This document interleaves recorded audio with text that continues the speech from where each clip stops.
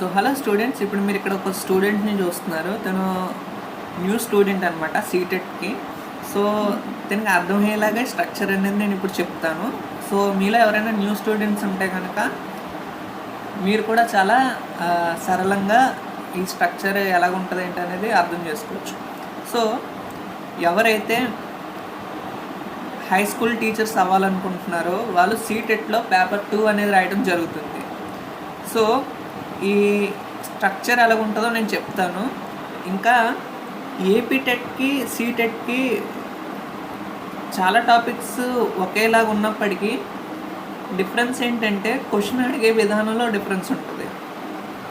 Okay, so ఇక్కడ మీరు child సైకాలజీని తీసుకుంటే ఇక్కడ 30 మార్క్స్, ఏపీ టెట్లో కూడా 30 మార్క్సే, 30 క్వశ్చన్స్ వస్తాయి 30 మార్క్స్కి. అయితే సీటెట్లో ఏంటి డిఫరెన్స్ అంటే సీటెట్లో ఎక్కువగా ప్రాక్టికల్ క్వశ్చన్స్ అనేవి అడుగుతూ ఉంటారు. థ్యూరీ నుంచి డైరెక్ట్ క్వశ్చన్స్ తక్కువ వస్తాయి. ఓకే, సో అంటే ఒక క్లాస్ రూమ్లో మీరు ఒక టీచర్ అయినప్పుడు స్టూడెంట్ ఒక క్వశ్చన్ అడిగినప్పుడు మీరు వెంటనే ఆన్సర్ చెప్తారా, లేకపోతే లెసన్ అయ్యాక చెప్తారా, ఇలాంటి క్వశ్చన్స్ వస్తాయి. ఓకే, ప్రాక్టికల్గా.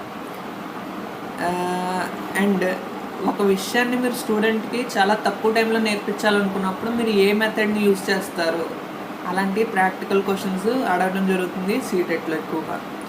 ఓకే, అండ్ నెక్స్ట్ వచ్చేసరికి లాంగ్వేజ్ 1 అండ్ లాంగ్వేజ్ 2 ఈ రెండు కూడా 30 మార్క్స్కి ఉంటాయి అండ్ 30 క్వశ్చన్స్ వస్తాయి ఒక సెక్షన్ నుంచి.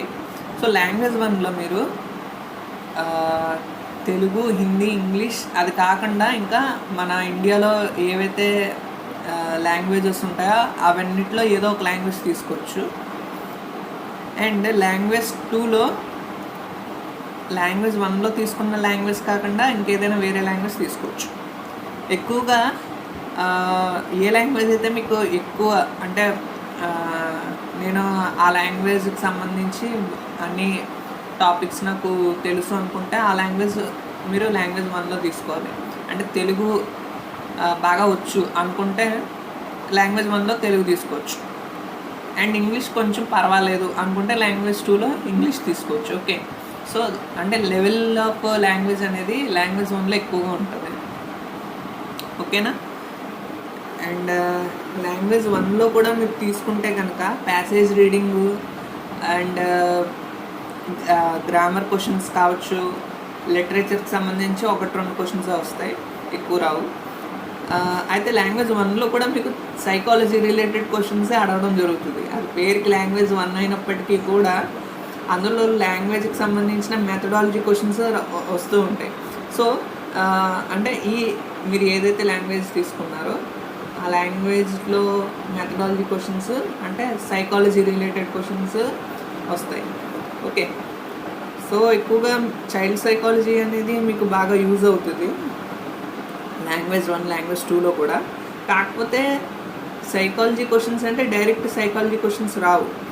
అది లాంగ్వేజ్కి అప్లై చేసి మీరు ఎలాగా దాన్ని అర్థం చేసుకుంటారనేది టెస్ట్ చేయడం జరుగుతుంది.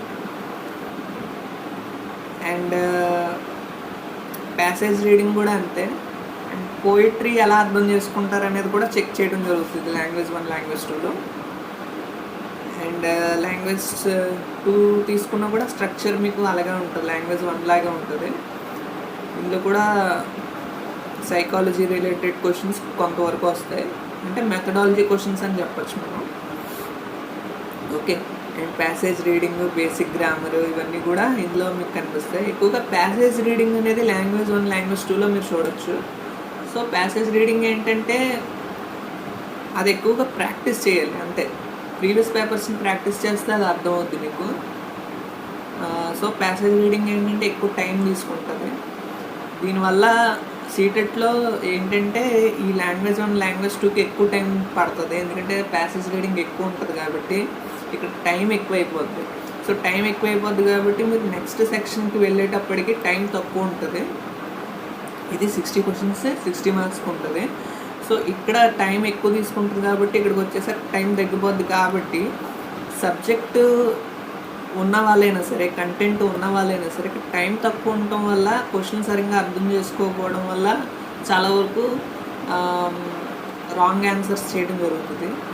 ఓకే, సో ఇది సీటెట్లో జరిగే విషయం. అది అందుకు సీటెట్లో ఎక్కువగా క్వాలిఫై అవ్వరు.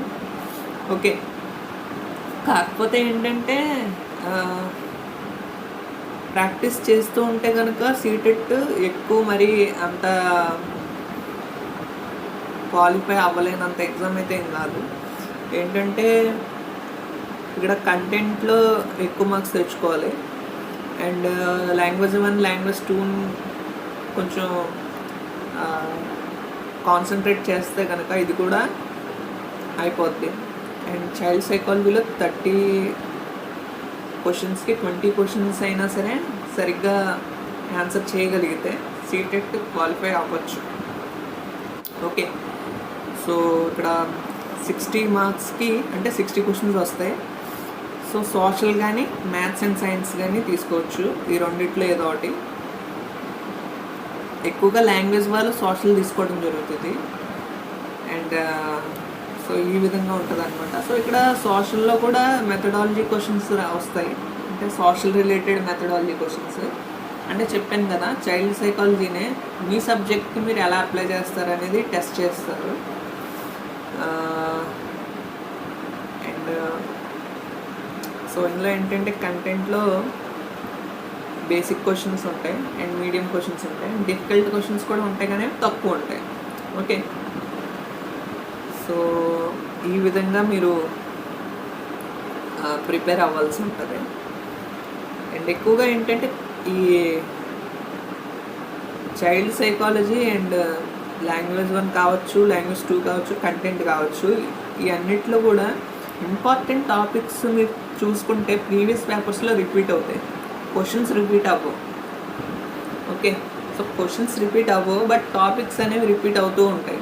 సో ఆ ఇంపార్టెంట్ టాపిక్ ఏంటి అనేది మీరు చూసి అది ఒకసారి ప్రిపేర్ అవ్వగలిగితే ఇంపార్టెంట్ టాపిక్స్ని, సో ఆ టాపిక్ నుంచి క్వశ్చన్ మార్చి ఇచ్చినా సరే దాన్ని ఆన్సర్ చేయొచ్చు.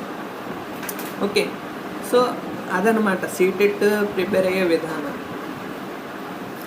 అండ్ ఎక్కువగా ఏంటంటే ఇందులో మీకు జనరల్ వాళ్ళకి 90 మార్క్స్ రావాలి, అంటే 90 క్వశ్చన్స్ కరెక్ట్ అవ్వాలి, అప్పుడు క్వాలిఫై అయినట్టు.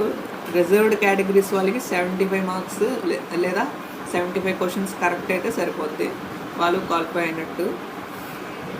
సో ఇక్కడ ఎక్కువగా ఇందులో మార్క్స్ రావచ్చు అంటే కంటెంట్లో ఎక్కువ మార్క్స్ రావచ్చు, చైల్డ్ సైకాలజీలో కూడా ఎక్కువ మార్క్స్ రావచ్చు. కానీ లాంగ్వేజ్ 1 లాంగ్వేజ్ 2లో మార్క్స్ చాలా వరకు తగ్గిపోతాయి. ఎందుకంటే కంటెంట్ రీడింగ్ ఒకటి,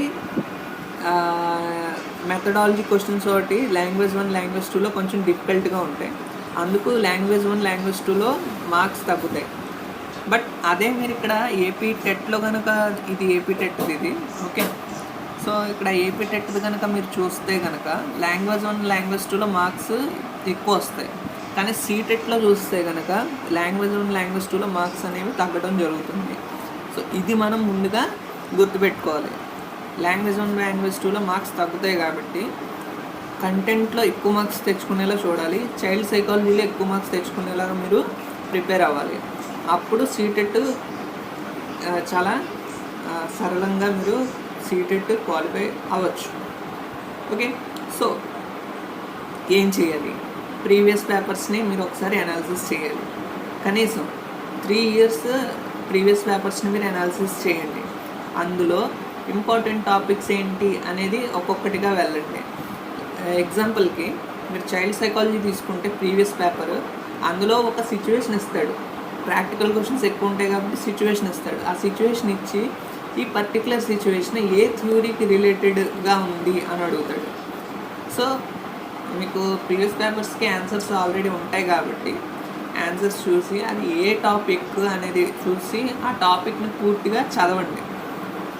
ఓకే, సో ఆ టాపిక్ని పూర్తిగా చదివినప్పుడు ఆ టాపిక్ నుంచి మరలా నెక్స్ట్ ఎగ్జామ్లో కూడా వేరే క్వశ్చన్ ఫార్మేషన్లో వేరే క్వశ్చన్ వస్తుంది. ఓకే, సో అప్పుడు అది మీకు యూజ్ అవుతుంది. ఓకే, సో ఈ విధంగా ప్రీవియస్ పేపర్స్ అనేవి చాలా వరకు మీకు ప్రిపేర్ అవ్వడానికి యూజ్ అవుతాయి. ఓకే, సో ఇదనమాట సీటెట్ యొక్క స్ట్రక్చర్, ఇంకా ప్రిపేర్ అయ్యే విధానం. సో ఇక్కడ ఈ న్యూ స్టూడెంట్కి ఇదంతా చెప్పడం జరిగింది. సో మీలో ఎవరైనా న్యూ స్టూడెంట్ ఉంటే సీటెట్కి ప్రిపేర్ అవ్వాలనుకుంటే కనుక వాళ్ళకి ఇది యూజ్ అవుతుంది. Okay, so